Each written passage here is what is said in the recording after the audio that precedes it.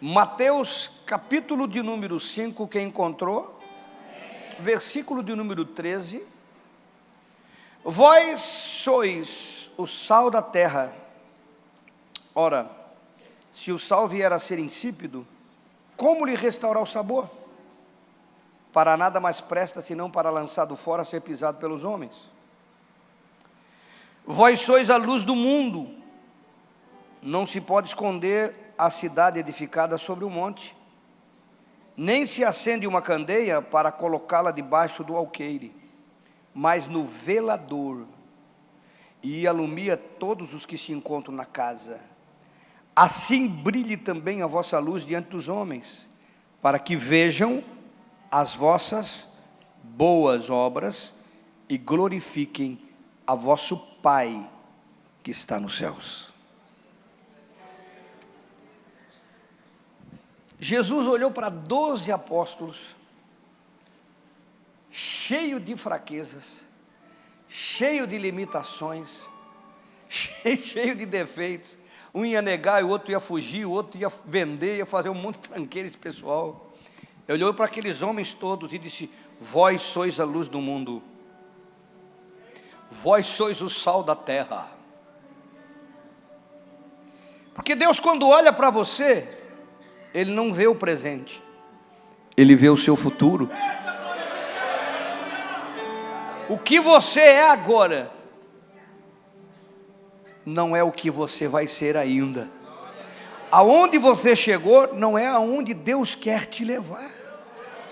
Por isso que quando Ele fala para você, Ele fala de futuro, nunca de presente. Por isso que a gente não entende como Deus ama a gente, como Deus perdoa a gente, como Deus cuida da gente, como Deus abençoa a gente.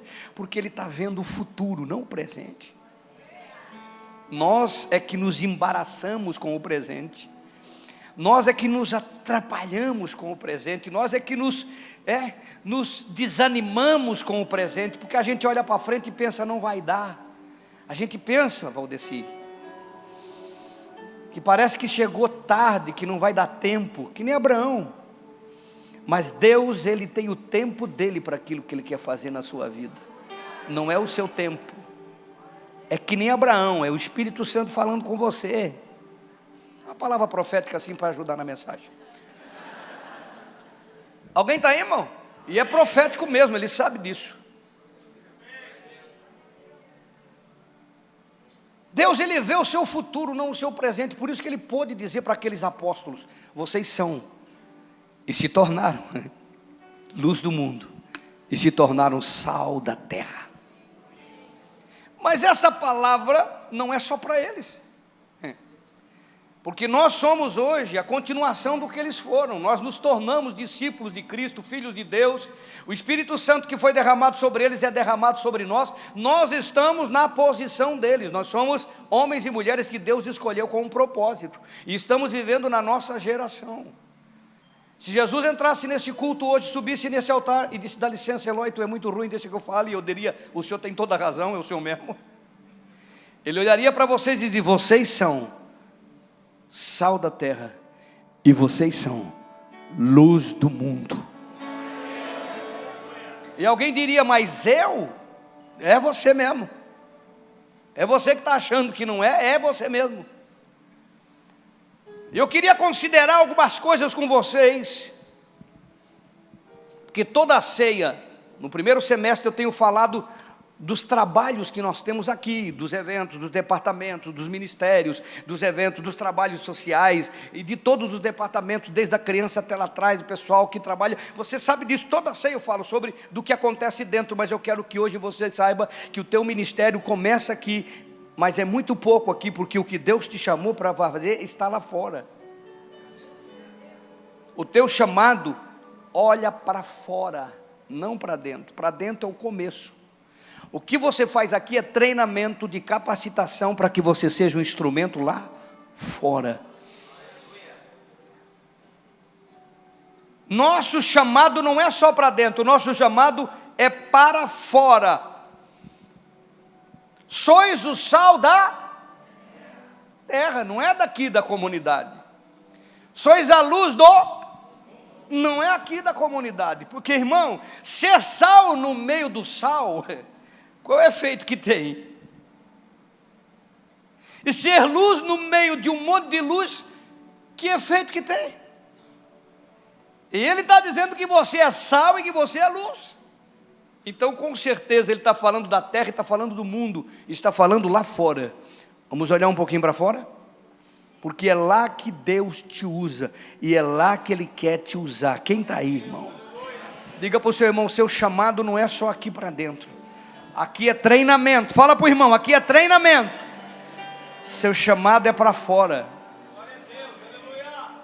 Seu chamado é para ser um instrumento lá na sessão, é ser um instrumento lá no escritório, seu chamado é ser instrumento lá no departamento, lá no chão da fábrica, lá na sua rua, lá no seu prédio, lá nos seus parentes, lá nos seus vizinhos. Seu chamado é para lá.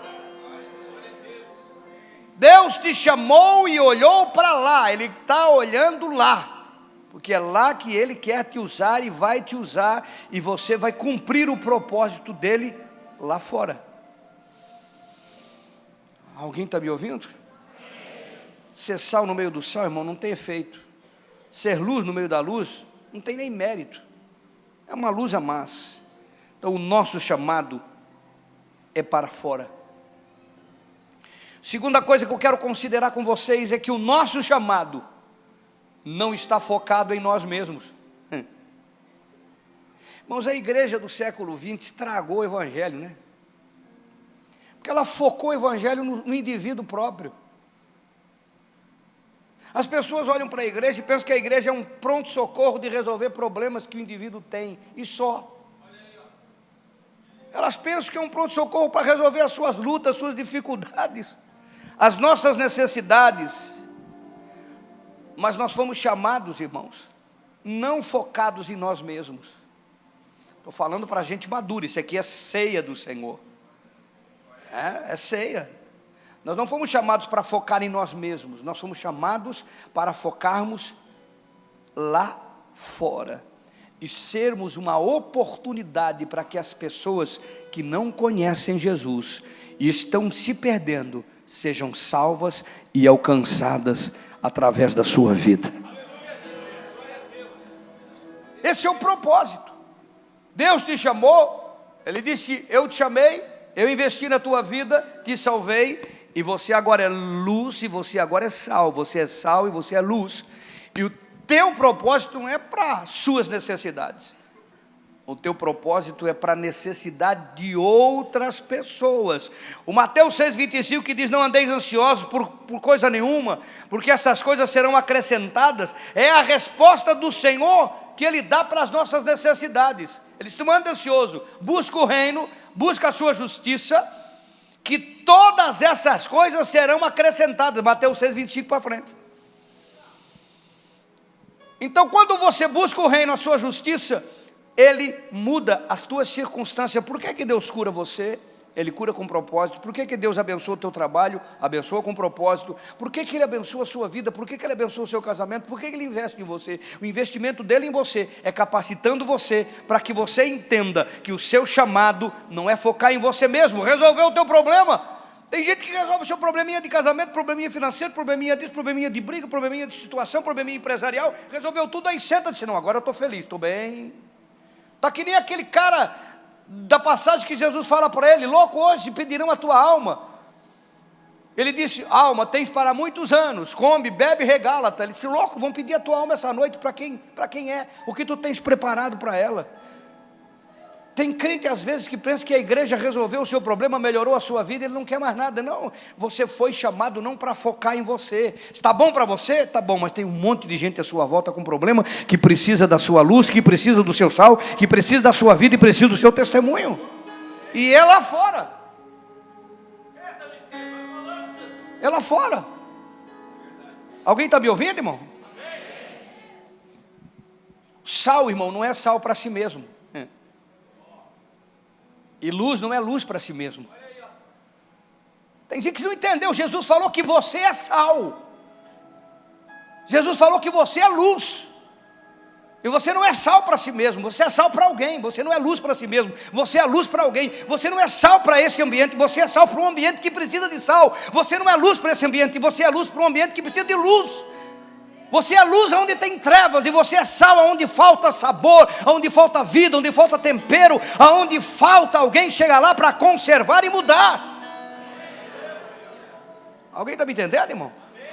Estão mesmo ou não?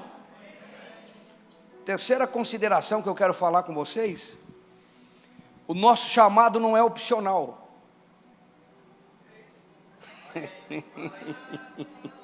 O nosso chamado é imperativo.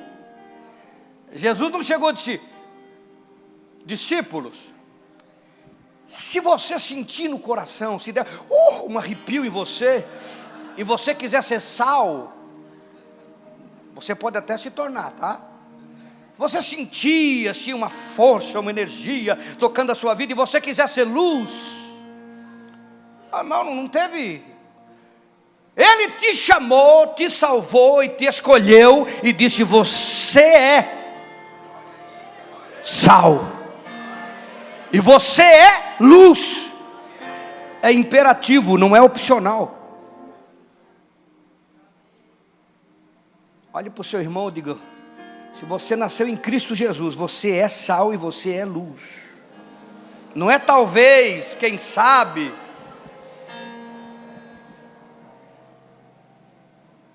Nós nascemos em Jesus com um propósito de sermos sal e sermos luz. Somos. Alguém vai argumentar, né? Mas pastor, eu sou tão novinho, tão inexperiente, tão pequenininho. Eu nunca vi. Se você viu, fala para mim que eu quero ver se isso existe. Eu plantei um pé de limão pequenininho, ele cresceu, que ficou um pé de maçã lindo. Alguém já viu isso, não? Plantou um pé de limão pequenininho, azedo, amargo, a vida toda tribulada. Aí quando ele cresceu, se tornou um pé de maçã. Você nasceu sal e você nasceu luz. Você não nasceu para se transformar em sal e se transformar. Você nasceu sal e nasceu luz. Vós sois sal da terra e vós sois luz do mundo. Mesmo novinho, pequenininho, você é sal e você é luz.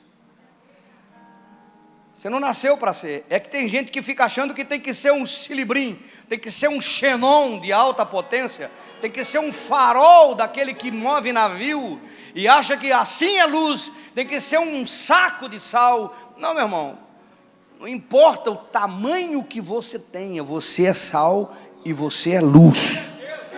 Alguém está aí, não? Mesmo uma pequena luz no meio das trevas, você presta um grande serviço.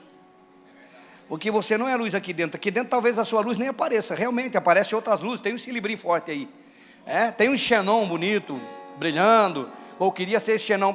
Você está num processo. Luz e sal cresce aqui também. Mas mesmo a luz pequena que você é e o sal pequeno que você é, lá nas trevas, porque o mundo está em trevas, a sua pequena luz, ela vai causar um efeito, ela vai prestar um serviço. Quem nunca ficou em casa sem luz, deu um apagão, e daí pegou o celular e aquela luzinha do celular fez um serviço enorme na sua casa.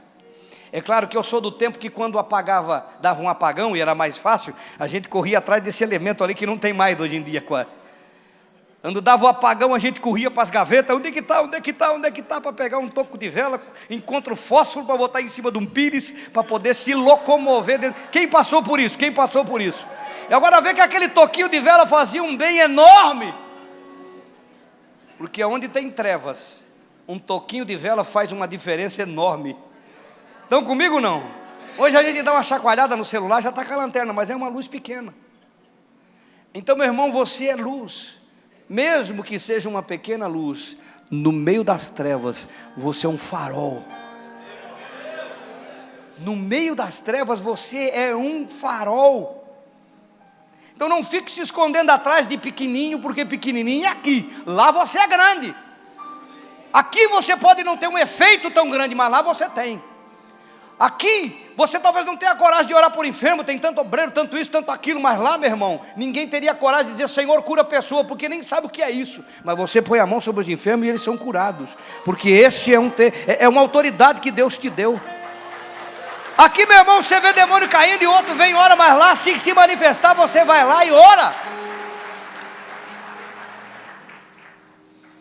Me lembro o Beto novinho na fé, um funcionário dele ficou endemoniado dentro de uma sala trancado, com uma faca para se matar, é mais ou menos isso, né, Beto? Ele disse, pastor, o que eu faço? Eu digo, expulsa, porra. Não tem nada o que fazer, expulsa aí, pronto. Eu posso, digo, já devia ter feito. Ele foi lá e disse, demônio, sai para fora. O cara abriu a porta, saiu com faca e tudo para fora.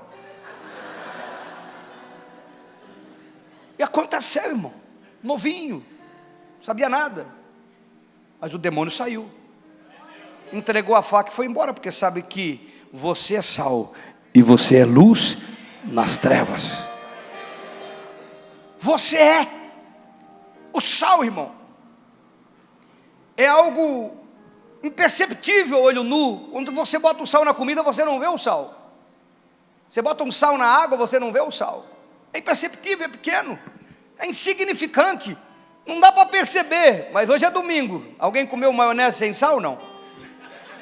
Às vezes tem. E aquele churrasco sem sal, também não, às vezes não tem? Faltou sal.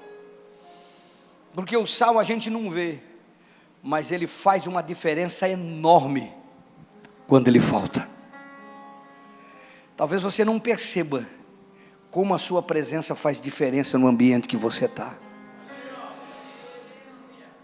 Como sal, meu irmão, como você tempera o ambiente.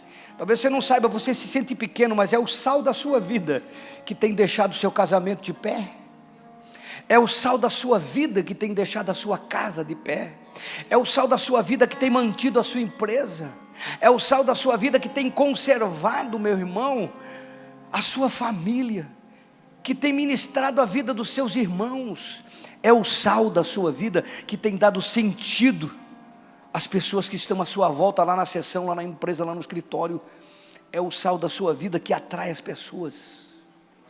É imperceptível, você se sente pequeno, o sal é pequeno, mas se ele faltar faz uma diferença enorme. Não se sinta pequeno, porque Jesus disse que você é sal, e se você é sal, você faz uma diferença enorme aonde você chega.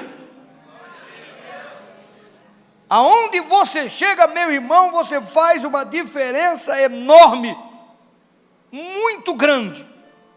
Meu Deus.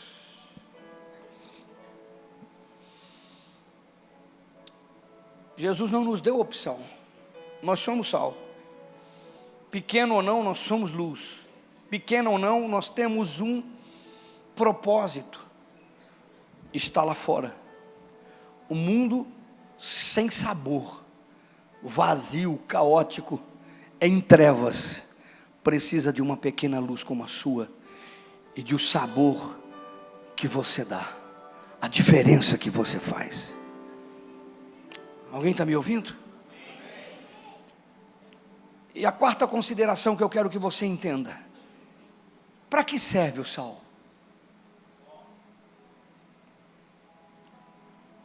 Eu sei que muitos já ouviram que o sal serve para tantas coisas. Serve para dar sabor, e é verdade, acabamos de falar. O sal serve para conservação.